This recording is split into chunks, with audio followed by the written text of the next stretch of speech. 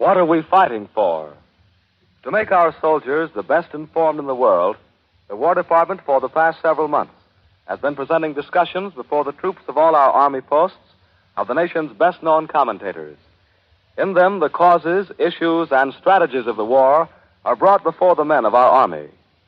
Each Thursday at this time, the Columbia Network visits one of these Army posts to pick up one of these talks and to broadcast it to other Army posts, both in this country and overseas. Tonight, we are at Fort Monmouth, New Jersey, before 1,000 officers and men. To introduce tonight's speaker, we now present the post commander, Brigadier General George L. Van Dusen.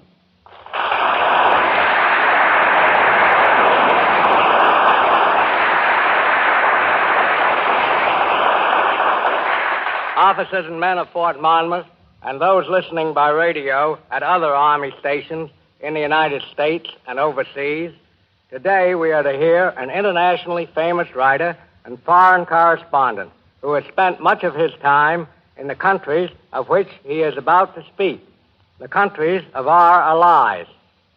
As special writer for Collier's magazine, his articles in the last 2 years have revealed not only the strategy of war in Britain, Russia, and Africa, but also the manner in which our allies have dared death that freedom might live. So it is most fitting that he should speak to us of our lives, your comrades in arms.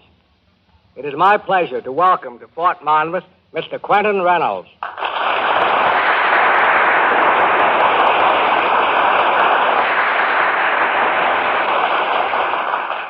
Thank you, sir. I've spent most of the past 2 years in England, in Russia, in Libya, and I'm returning to the war zone within a week or so. During the past 2 months, I've been bouncing around this country, spending a lot of time in factories which make war material, spending a lot of time with the men in charge of civilian defense.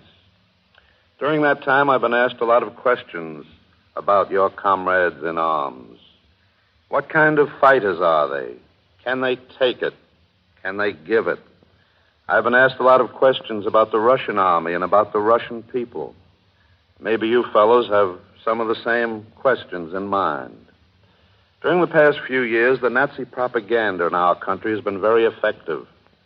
Congressmen, senators running for office who had no other issue on which to stand would dig deeply into the political grab bag and come up with that old political chestnut, beware of the Red Menace. Consciously or unconsciously, they worked hand in hand with the Nazi propagandists. And we, like dumb sheep, believed half the lies we heard about Russia. I was there last fall. It took me about a week to find out that the Russians are our kind of people. It took me about a month to realize that they had absolutely no interest in overthrowing our kind of government, and that they had no sympathy with American communists who were of that mind. In fact, I found out that the Russians were greatly embarrassed by American communists who gave them such a bad name. All the Russians wanted was to be left alone. That's all they want now. When the war is over, they'll keep on with their form of government, communism, but they don't care whether any other country adopts it. People ask me, can we trust the Russians? I think close to 2 million of them who have fallen in battle have proven that the Russians can be trusted until the death. I sometimes wonder when people ask me that, whether or not the Russians can trust us. I met a Russian captain who was on leave from the front while I was in Moscow. He talked English and we became very friendly. One night I was sitting with him and with an English correspondent. We had a few drinks of vodka, and as happens when you have a few drinks of vodka, you get to doing a lot of talking. We started making plans for after the war. What kind of a world would it be after we've licked the Germans and the Japs? The British correspondent and I had all sorts of plans. The Germans would have to be kept in check so we wouldn't have to go through all this mess again. But how to keep them in check? That was the question. Oh, we had plenty of ideas, none of them very good. Then our Russian captain said quietly, we in the Red Army have a plan.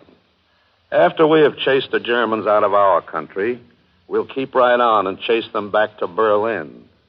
Then you British keep out of it for a month or so. You Americans keep out of it, too, for a little while. Just let us be the army of occupation for a month, and things will adjust themselves. Yes, we can trust the Russians all right. The Russians are filled with hatred for the Nazi army, which completely devastated the Ukraine and southern and central Russia. Hatred is a good, healthy emotion. Countries which don't hate tyranny enough have proven easy victims for Hitler. Belgium, Holland, Norway, France, they didn't hate fascism enough. The Russians do, and they're proving it. Remember, the Russians aren't fighting for communism. The Russians are fighting for Russia. Believe me, they're our kind of people. And sooner or later, when you get to the front with them, fighting at your side, you'll realize it. In a fight, a Russian is a good man to have along. In my tour around this country, a lot of people asked me about the British. I was amazed to find that a lot of people thought that the British weren't doing much fighting on their own, that they were letting the Canadians and South Africans, New Zealanders and Australians do it for them. I think that this sort of talk sprang from that master propagandist of the radio, Lord Haw Haw. He's been harping on it for months, and a lot of our countrymen have believed him. I've seen the British fight. I saw the British civilians fight back in London, in Plymouth, in Coventry, in Southampton. I saw bombs destroy their homes, kill their children, wound and maim half the population of cities. But I never heard one Britisher say, let's quit. I've been with the British Navy running the gauntlet of the English or British Channel, slipping through the submarine-infested waters of the North Atlantic. I've been out on their trawlers, mine-sweeping, and I've been with them in the desert. Only 3 months ago, I was with a British regiment, the 1st Royal Sussex. It was just an ordinary line regiment. It had orders to capture a place called Sidi Omar, south of Tobruk. Sidi Omar was nothing but a 1-mile raised plateau in the desert, heavily held by Germans and Italians. To make things tougher, the Germans had surrounded the plateau with a minefield. You know, there are always gaps in a minefield through which tanks and men can pass safely, if you can find the gaps. For these tough men of the 1st Royal Sussex, most of them farmers or the sons of farmers, were in too much of a hurry to look for any gaps. They busted right through the barbed wire, they and their tanks. They rushed through the minefields, although 100 machine guns were trained on them, mowing them down. You know about those mines. They're buried maybe 10 inches below the sand, and the tread of a man's foot will explode them. These British soldiers I was with knew that, but they yelled to hell with the mines and broke through. It was pretty horrible. 10 tanks blew up, but the men rushing behind the tanks didn't stop. They wanted to get in close with that steel. Some of them did. Hundreds didn't. But those crazy men who were so filled with the healthy emotion of hatred toward our common enemy kept on. And once they were in close, it was a beautiful sight. It was a beautiful sight if you hate Germans as I hate Germans. It was a beautiful sight to one who had been on the defensive for 2 years, taking it all the time, to see these British soldiers giving it. They didn't show much mercy. When the smoke cleared and we were in complete possession of the plateau, the Germans made a counterattack, a nasty one. They came with 24 tanks and with their dive bombers. They gave us plenty of hell for a while, but those British soldiers are bulldogs. They held on. For 3 days and 3 nights they gave it to us, and then reinforcements came and we were all right. I told the colonel in command that I'd been on lots of fronts, but never in my life had I seen men fight like this. It was the greatest exhibition of courage I'd ever seen. The British colonel smiled and said quietly, I saw men fight like that once before.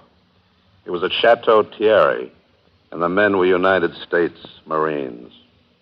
Yes, the British are fighting and dying, but the British War Office is much like our War Department. They don't believe much in patting themselves on the back. They don't believe in making public heroes out of men who have no desire to be anything but good soldiers. So the world hasn't learned much about the way the men of Britain fight and die. Only a handful of us correspondents have been privileged to see them in action. They die very well. You can't give higher praise than that to soldiers. The Germans know how to fight, and they know, too, how the British fight. I've talked to lots of German prisoners. They're good soldiers, mind you. After all, they've been trained since birth in this business of murder. They're professionals at it. Their pilots are good, too. But they fear one thing, the British Spitfire. The Spitfire won the Battle of Britain, just as our Curtiss-Wright P-40s are winning the Battle of the East.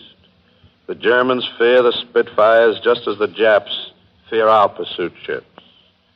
I went to a hospital in Kent one day to talk to some German prisoners who were there. There were 12 German airmen who'd bailed out over England and who were in this ward. A doctor came in and was horrified and angry to find that 11 of these 12 German airmen were covered with black and blue marks. And he turned to the nurse and said angrily, "What's the meaning of this? Have you allowed someone in here to beat these men up?" She said, "Oh, no, doctor, it isn't that at all." He said, "Why are they covered with black and blue marks, then?" She said, "Well, doctor, last night, that 12th German airman was delirious all night. And in his delirium, he kept crying out, 'Spitfire, Spitfire.' And every time he cried out, 'Spitfire,' the other 11 bailed out of bed." Don't sell our allies short. They're fighting men just as you are fighting men. Don't believe the propaganda from the enemies outside our country and from the enemies within our borders. For 2 years, they've tried to tell us that this wasn't our war. For 2 years, they've tried to tell us of the great difference which existed between America and Britain and Russia. But we know better now. We know there's only one fundamental difference between America and Britain and Russia. It's this. Here in America, we drive our cars on the right side of the road. In England, they drive to the left. And anyone who's ever been in Moscow knows those crazy Russians drive right down the middle of the road.